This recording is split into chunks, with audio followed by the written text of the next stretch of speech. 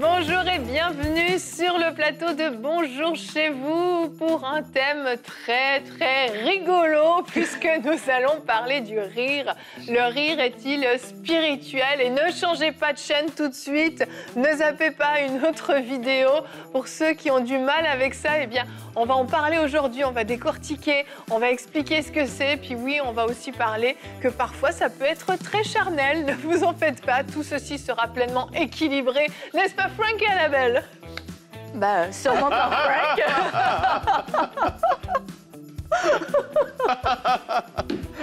Là, c'est charnel. Absolument. On a discerné. Mais rire comme ça charnellement, c'est très bien aussi. Ça fait du bien. Et ça fait du bien à ton corps. Exactement, Voilà. c'est ça. Mais oui, on va parler de ça, on va parler du rire et on va forcément faire un flashback sur Kenneth Hagin. C'était obligatoire. Oui, Kenneth Hagin, on va découvrir sa naissance, sa nouvelle naissance et sa guérison. Donc ce ne sera pas forcément drôle en fait. Pas dans celle-ci. Pas dans celle-ci. Mais intense. Je manque de mots pour décrire, Evelyne.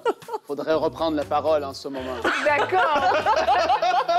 Je sais que tu as 12 minutes de flashback après. Hein? Allez, on va commencer tout de suite cette émission pleine de joie et de bonne humeur avec la pensée du jour.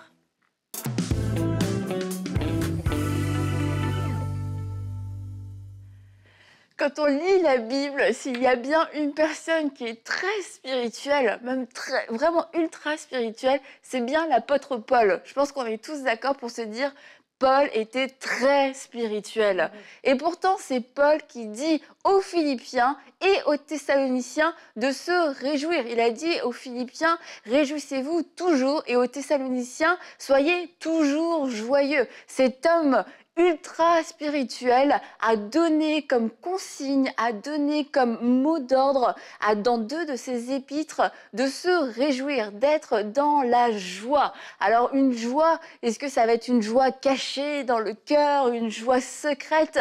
Non, quand on parle de joie, et même quand Paul parle de joie, il parle d'une vraie joie. Il parle d'une joie qui s'exprime par notre façon d'être, qui s'exprime par le sourire, mais qui s'exprime aussi par le rire. Et la Bible nous dit dans le Proverbe 17, 22, un cœur joyeux est un bon remède, un esprit abattu dessèche les os.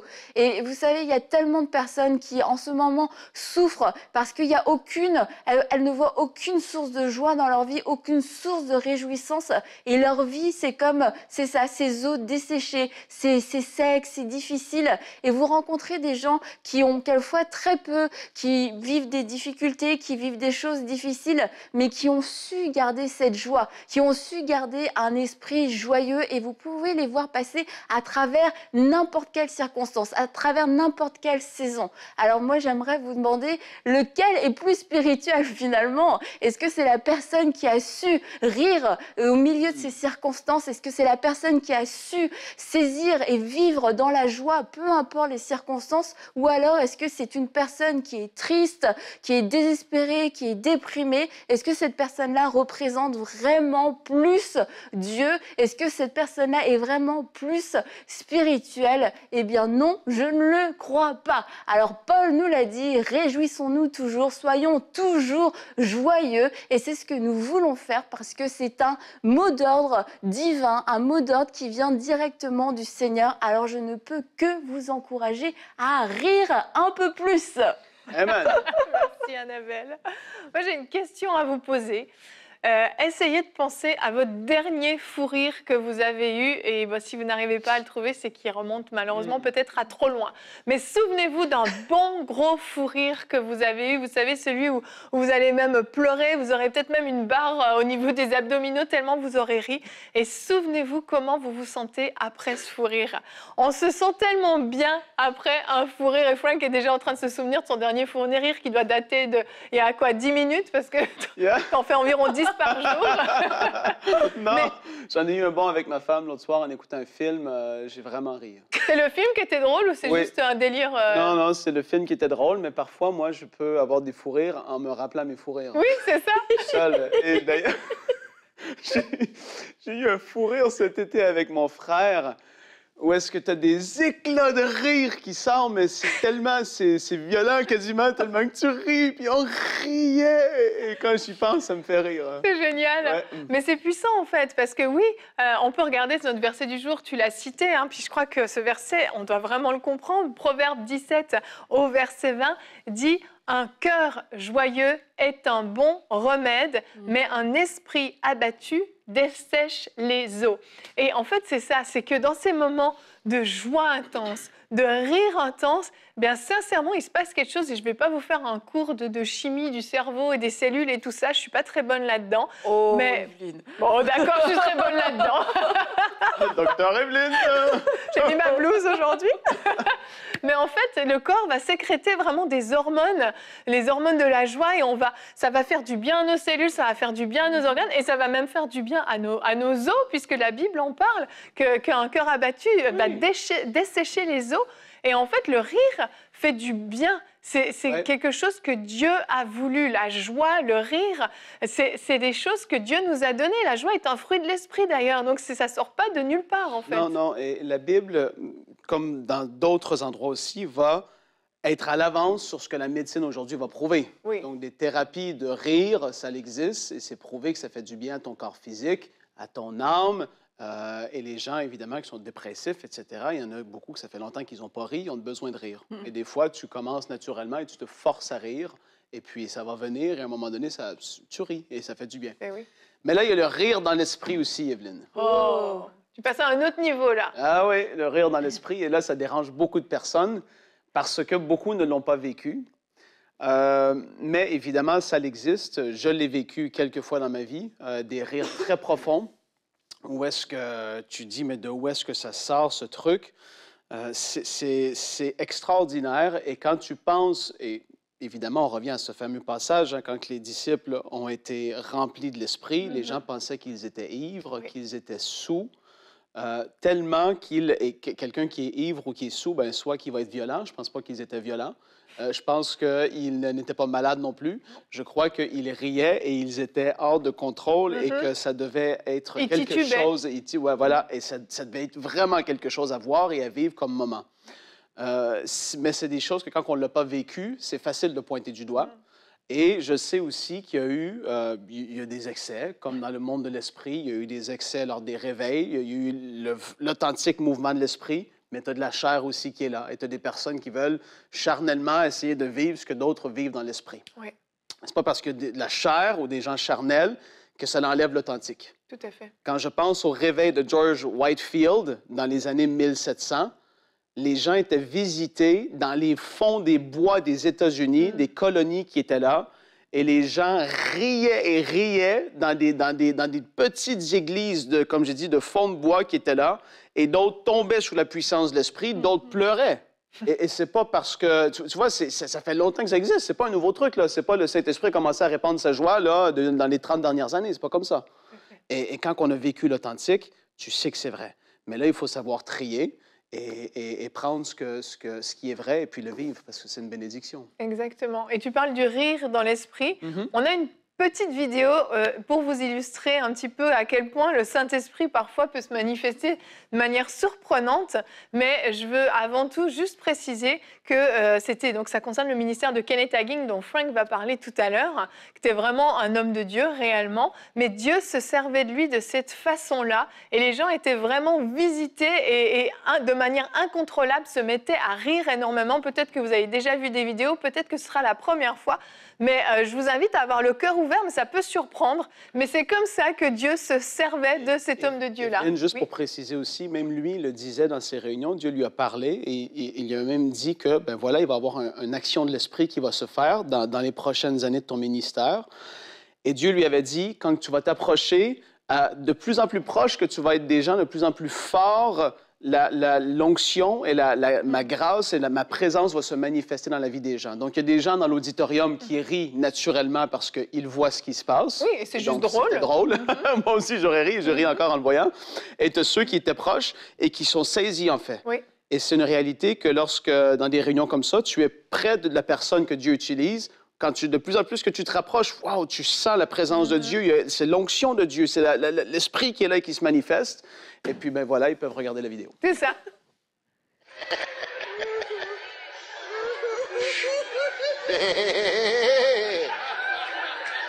Has your captivity been turned?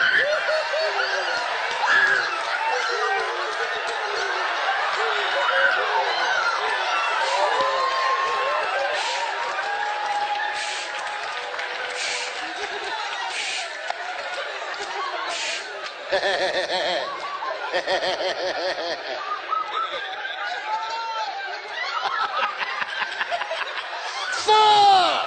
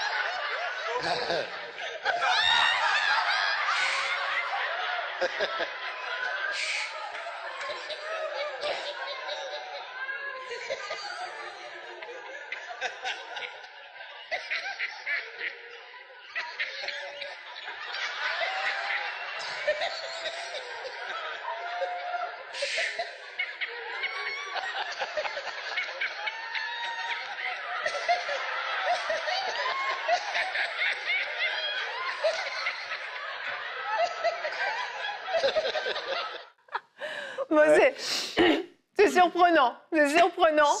Mais voilà. Vas-y, non, vas-y. Ah non, c'est comme ça que ça se passait. Et puis dans ces réunions, il y avait des temps où est-ce que c'était des réunions de l'esprit. C'était un homme de l'enseignement, de la parole, vraiment dans la parole, qui prenait au sérieux la parole. Mais à un moment donné, Dieu lui avait dit, la parole, elle est là, elle est enseignée, mais maintenant, il faut vivre l'esprit aussi. Donc la parole, c'est une chose. Et quand on va être trop, tu vois, là, tellement, je ne veux pas mépriser la parole du tout, mais tellement selon la parole que des fois, on se ferme à ce que l'Esprit veut faire. On devient trop rigide, entre guillemets. Et puis, comme j'ai dit, ça se passe, c'est réel. Tu voyais la dame à la fin, à côté du monsieur là, qui riait, il était rouge. La dame à côté, elle essayait de se contenir, tu vois. Et était là, elle essaie. Mais moi, c'est quand je l'ai vécu aussi, une des fois en particulier, j'essayais de...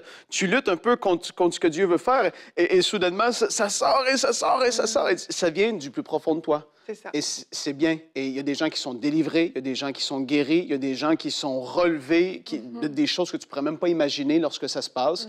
Et d'autres ben, sont visités et goûtent à la puissance de Dieu. Exactement. Avant de te donner la parole, Oui. j'aimerais quand même rappeler le témoignage d'Audrey Max. Si vous ne l'avez pas vu, dans la rubrique C'est mon histoire, elle avait partagé comment elle a été guérie d'un cancer des os en se mettant simplement à rire, hein, c'est ça. Hein, c'est ça. Ouais. Mais elle a été guérie de dépression aussi également, Audrey Mac. Donc, on a aussi eu plusieurs témoignages qu'on a reçus de personnes qui ont été guéries de dépression au travers des fois des émissions de Paroles de femmes, de Bonjour chez vous. La bonne humeur, la joie a fait que les gens ont réappris à rire. Et je sais que parfois, certains sont fatigués d'entendre rire sur le plateau, mais je crois que la joie est quelque chose de bon et quelque chose qui fait du bien. Et encore une fois, parfois ça peut être charnel, parfois c'est spirituel, mais il faut être sensible à ce que l'Esprit veut faire et puis pourquoi pas se laisser surprendre par tout à coup se mettre à rire comme c'était le cas dans la vidéo. On va maintenant découvrir donc l'histoire de Kenneth Hagin avant qu'il soit celui qu'on a vu dans la vidéo dans la rubrique Flashback. Oui, donc Kenneth Hagin, vous l'avez vu dans cette vidéo, et pour vous qui ne le connaissez pas, il est le fondateur des écoles bibliques Rhema. La première école biblique était aux États-Unis, justement, dans l'État de l'Oklahoma. Et évidemment, avant d'être cet homme de Dieu que Dieu a vraiment utilisé pour pouvoir enseigner son peuple, il y a énormément de livres qui ont été traduits en français aussi de Kenneth Hagin. D'ailleurs, qu'est-ce qui est agréable, c'est que ces livres sont petits, donc sont faciles à lire. Et puis, on a souvent présenté ces livres ici parce que, ben voilà, c'est un super homme de Dieu avec un très bon enseignement. Mais avant d'être cet homme de Dieu, en 1917, il est né le 20 août 1917 de façon prématurée. Sa mère s'appelait Lily Hagen et son père Jess Hagen. Et il est né prématurément et il pesait moins de 2 livres. Donc, en 1917, quand En un kilos, bébé... ça en donne quoi? kilos, ça fait 1 kilo. Ouf, tout petit bébé. Oui, parce que c'est 2,2 fois plus lourd. Donc, c'est 1 kilo. Un extrêmement petit bébé, prématuré. Le médecin, lorsqu'il l'a vu dans la maison, en fait, il a vu le bébé, il a regardé la maman. Kenneth, lorsqu'il est né, il ne bougeait pas, ne montrait pas de signe de vie. Et sa grand-maman était là lors de l'accouchement, la grand-maman de Kenneth. Le docteur s'est tourné vers la grand-mère. Il a dit, prenez le petit, allez creuser un trou, enterrez-le parce qu'il est mort et il ne vivra pas. Et donc là, la grand-mère était sous le choc. Elle prend le petit, et puis la maman, elle venait d'accoucher, elle était là dans la maison, et la grand-maman s'en va avec le tout petit Kenneth dans ses mains. Elle allait chercher une pelle pour aller creuser un trou dans leur jardin. C'était comme ça qu'ils faisaient à cette époque-là. Et lorsqu'elle a trouvé sa pelle, elle a vu un signe de vie en lui. Il y a eu comme un mouvement, une action qui était là. Elle court à l'intérieur, elle a dit au médecin, « Médecin, j'ai vu un signe de vie, regardez, regardez. » Là, le médecin voit et il semble y avoir quelque chose, mais il était tellement petit qu'il lui dit, « Bon, on va lui préparer quelque chose à boire, mais certainement que la préparation qu'on va lui faire va durer plus longtemps que ce que lui va durer sur cette terre. » Et donc, il lui donne... il lui donne à boire, et là, Kenneth, de façon surprenante, il commence à grandir, ne meurt pas. Mais les années passent, et il passe des tests, des examens, et il se rend compte qu'il a une malformation du cœur, il a une maladie incurable au niveau du sang, et puis il a une enfance qui est complètement différente des autres parce qu'il ne peut pas courir, s'amuser comme les autres avec cette malformation de cœur qui était là. Et les médecins lui avaient dit, on ne sait pas quand est-ce qu'il va mourir, mais certainement qu'il va mourir aussi. Et puis voilà.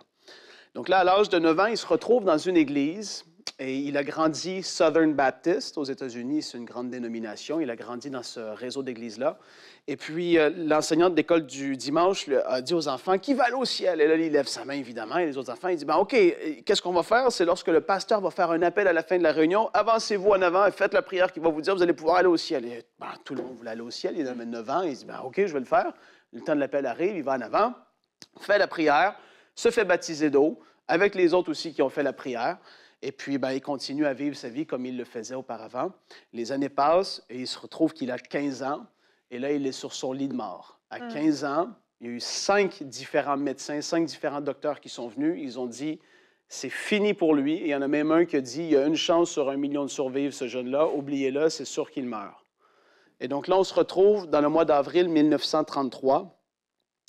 Le 22 avril 1933, très précisément, et c'est lui qui a raconté aussi cette histoire-là, au 405 de la rue Collège-Nord, dans la ville de McKinney, au Texas. C'est précis. À 7h30 le soir, il était dans la maison de son grand-papa parce que sa mère, à Kenneth, ses frères et ses sœurs habitaient dans la maison de ses grands-parents. Et là, il était sur son lit et il sentait que ça allait frapper. La mort arrivait. Et il était sur son lit de mort et puis il entend, il dit, il y avait une horloge sur le manteau du foyer de mon grand-père et là, 7h30 a frappé, pouf! Et il a dit, j'ai senti au niveau de mes orteils, mes chevilles, mes jambes, mes genoux, mes hanches, tout a commencé à s'engourdir. La circulation s'est arrêtée. Il dit, j'ai senti la circulation s'arrêter. Ça a frappé mon cœur. Et à ce moment-là, je suis parti. Il dit, j'ai sorti de mon corps, comme ça, il dit, comme un plongeur plonge dans l'eau, j'ai comme sorti de mon corps. Et j'ai vu la scène, ma grand-mère était là, ma mère était là, il y avait mon petit frère qui était là, son petit frère à lui. Et là, il dit, j'ai vu ma grand-mère prendre mon corps dans ses bras. Et là, soudainement, je me suis senti descendre dans un tunnel comme une caverne. Et ça, c'est son témoignage à lui de ce qu'il a vécu à ce moment-là. Et il a dit, ça devenait de plus en plus noir. Et il a dit, c'était de noirceur. La noirceur était tellement épaisse que tu aurais pu comme prendre un couteau pour couper dans la noirceur, tellement que c'était lourd. Il dit, je ne pouvais même pas voir ma main tout près de mon visage. C'était impossible. Et de plus en plus que je descendais, de plus en plus que je sentais une chaleur qui commençait à monter. Et il dit, je me suis retrouvé à un endroit où est-ce que je voyais juste des reflets orangés. Et il s'est dit, j'arrive en enfer. Et en arrivant où est-ce qu'il était, il a vu comme une porte d'entrée, une clôture, si on veut. Voilà, c'est ça, comme une entrée. Et il s'est dit, du moment que je traverse là, c'est fini, je ne peux plus retourner. Et il a dit qu'il a senti quelque chose arriver à côté de lui, une présence, et il n'a pas voulu la regarder, mais la présence l'a pris par le bras droit. Et bien des années plus tard, dans la parole, il a lu un verset qui lui a parlé dans Ésaïe 14, le verset 9. La parole dit « Le séjour des morts s'émeut jusque dans ses profondeurs pour t'accueillir à ton arrivée. » Et il a dit « J'ai été accueilli à mon arrivée dans le séjour des morts, là où est-ce que j'étais. » Il y avait quelqu'un qui me prenait pour m'amener et il dit « Le moment où je traversais ça, c'était fini. » Et il a entendu une voix forte qui est venue. Il a dit « Je ne comprenais pas la langue. Je ne savais pas, ce n'était pas de l'anglais, ce n'était pas du français. » Il dit « C'était une langue et c'était une voix masculine, une voix forte. Et lorsque la voix a parlé, tout a tremblé et la créature a lâché mon bras. Fouf! Et je me suis senti être comme un aimant qui attire quelque chose. Je suis reparti et je me suis retrouvé sur le balcon de ma maison. J'ai traversé le mur et je suis revenu dans mon corps. Et là, il a dit, quand je suis revenu dans mon corps, j'ai regardé ma grand-mère et j'ai dit, grand-maman, grand-maman. Il appelait mamie, mamie. Où est maman, où est maman? Elle lui dit, oh, j'aurais pas pensé que tu serais revenu ici. Il dit, je pensais pas moi non plus revenir. Où est maman? Je veux voir maman. Et là, évidemment, il avait 15 ans. Et là, sa grand-mère lui dit, maman est partie dehors et elle prie. Et là, il a entendu sa mère prier d'une voix tellement forte. Sa mère criait à Dieu, en fait. Il y avait une intercession qui se passait. Et il a dit, mais va chercher maman, je veux lui parler avant de repartir. Je sens que je vais repartir, je sens que je vais repartir. Et sa grand-mère, comme s'en va pour quitter la pièce. Et là, il sentait qu'il repartait encore. Et il a dit, non, mamie, reste ici. Je veux pas être seul, je veux pas partir seul. Et là, sa grand-mère le prend dans ses bras encore. Et il ressent la même chose se repasser. Il repart dans le tunnel. Et c'est arrivé 2 autres fois encore. Il est descendu, une voix a parlé, il est remonté. Il s'est retrouvé cette fois-ci quand il est remonté à côté de son lit. Et il a dit, je me suis vu rentrer dans mon corps à nouveau, comme si on met un pied dans un soulier. Fou, comme ça. Et là, je disais, oh, mamie, je suis revenu. Il dit, ouais, sa mamie, il dit, ben, je pensais pas te revoir encore. Et il a dit, moi non plus. Et là, il dit, dis à grand-papa que je l'aime, dis à maman que je l'aime. Et là, il commençait à faire, il dit, si je repars, je reviens plus. Il est reparti. Et alors qu'il descendait la 3e fois, il s'est mis à crier. Il a dit, en descendant dans le tunnel, il a dit, Dieu, j'appartiens à l'Église, j'ai été baptisé d'eau. Et il a dit 3 fois.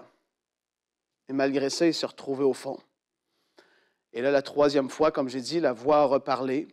Et alors qu'il a commencé à repartir vers le haut, sa mère était encore là en train de prier à l'extérieur, dans le naturel. Elle priait, elle criait, supposément que c'était tellement fort que les gens dans le quartier entendaient et ça l'avait créé quelque chose. En fait, les gens se posaient la question, mais qu'est-ce qui se passe?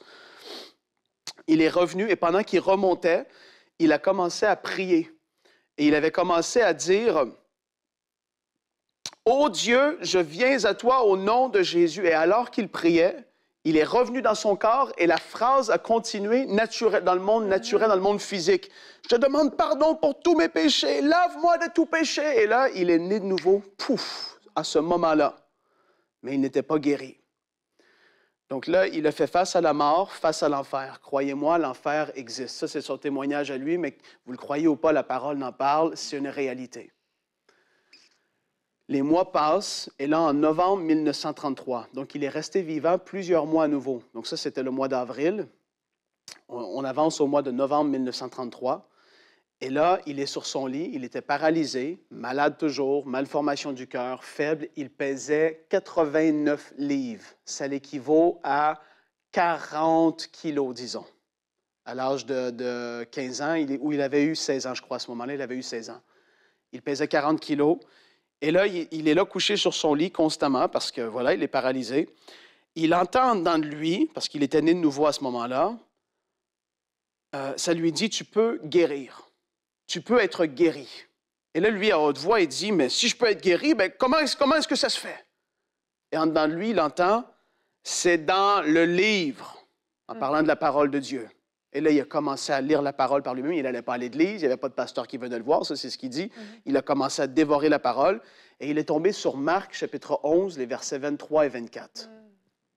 Et quand il a lu Marc 11, versets 23 et 24, ce sont le verset qui a catégorisé Kenneth Hagin, si vous le connaissez, ça l'a marqué. Et dans son lit, il était là, il l'a lu, et là, il a dit, c'est ça, c'est ça, c'est ça, c'est ça. Il a saisi, en fait, que ce qu'on demande à Dieu, croyez que vous l'avez reçu et vous le verrez s'accomplir. Ouais.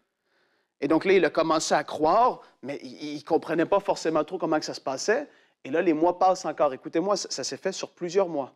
On avance et on va au mois d'août 1934. Le 8 août 1934, ça fait maintenant 16 mois qu'il est alité sur son lit, paralysé, toujours malade. Même s'il a reçu cette révélation de Marc 11, versets 23-24, il est toujours malade et affligé. Il ne comprend pas comment que ça va se faire, donc il commence à lire et relire le verset, et ça commence à prendre un sens à l'intérieur de lui.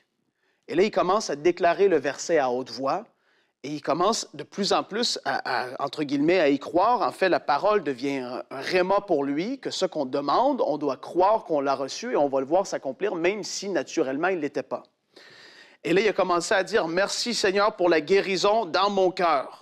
Merci Seigneur pour la guérison de cette paralysie. » Sur son lit, personne ne l'a enseigné, personne ne lui a dit de faire ça, personne lui... Il a juste eu cette conviction et c'est commencé à sortir à l'intérieur de lui. Il a dit, j'avais une envie de louer le Seigneur pour ma guérison, alors qu'il ne s'était jamais fait dire ça, de faire ça. Il a dit, merci Seigneur pour la guérison de la maladie incurable du sang qui m'afflige. Je crois que j'ai été guéri du haut de ma tête jusqu'à la plante de mes pieds. Et il a dit, j'ai commencé à dire, Alléluia, Alléluia, Alléluia. Il dit, j'ai jamais dit ça de ma vie. Il a commencé à dire, Alléluia, Alléluia. Et là, il a entendu une voix à l'intérieur de lui dire, maintenant que tu crois, lève-toi. Et là, il a agi sur sa foi. Il est sorti de son lit pour la première fois depuis 5 ans. Sa mère le lavait, faisait tout pour lui. Il ne mangeait plus. Il était là. Et là, il s'est levé, il est sorti de son lit. Et pendant les 2 prochains jours, il s'est dit, je ne vais pas dire à personne que je suis guéri. À tous les fois, je dis que je parle de guérison. Ils me disent, Dieu, il est souverain. S'il veut te guérir, il te guérira. Puis là, lui, il a dit, à toutes les fois que quelqu'un me disait ça, le diable, il venait me dire, Dieu ne veut pas te guérir. Et donc, je ne peux pas être dans la foi. Et donc, pendant les 2 prochains jours, il se levait le matin seul, il commençait à marcher dans sa chambre. Il bâtissait sa foi avant que quelqu'un vienne l'écraser, lui dire « Non, tu n'es pas guéri, tu ne peux pas être guéri. » Il a commencé à... Et là, à un moment donné, il a dit à sa mère, « Maman, je veux déjeuner avec vous ce matin, prépare mon linge. Wow. » Sa mère a dit, « Mais non, tu ne peux pas faire ça, tu sais qu'elle... » Ça l'a pris 40 minutes de convaincre sa mère de ce qu'il devait mettre son linge et aller déjeuner avec ses grands-parents. Finalement, sa mère écoute, il s'en va. Et quand il est arrivé dans la cuisine, son grand-père a dit « Hey, les morts sont ressuscités ici! » Il a dit « Lazare est sorti! » Et là, Kenneth a dit « Oui! » Il s'est assis, il a commencé à manger, et puis il a été entièrement guéri. Je vous épargne les détails, j'ai plus de temps, Evelyne. Mais ça, c'était le début de sa vie et sa nouvelle naissance qui l'a amené à croire ce que l'a dit la parole au-dessus de tout. Et puis, voilà le témoignage de Kenneth Hagin et sa naissance. On continuera une prochaine fois. Ouais, génial. Merci beaucoup, Frank. Passionnante histoire, vraiment extraordinaire. On est bénis, on est bénis. Merci beaucoup, Frank, pour ce travail. Et nous, on va se retrouver demain. Notre thème sera « Dieu te voit et il te veut ». Et nous aurons une rubrique « C'est mon histoire ». Nous allons découvrir le très beau témoignage de conversion d'Éric Dufour. Merci d'avoir été avec nous et n'oubliez pas, soyez toujours joyeux. Bonjour chez vous.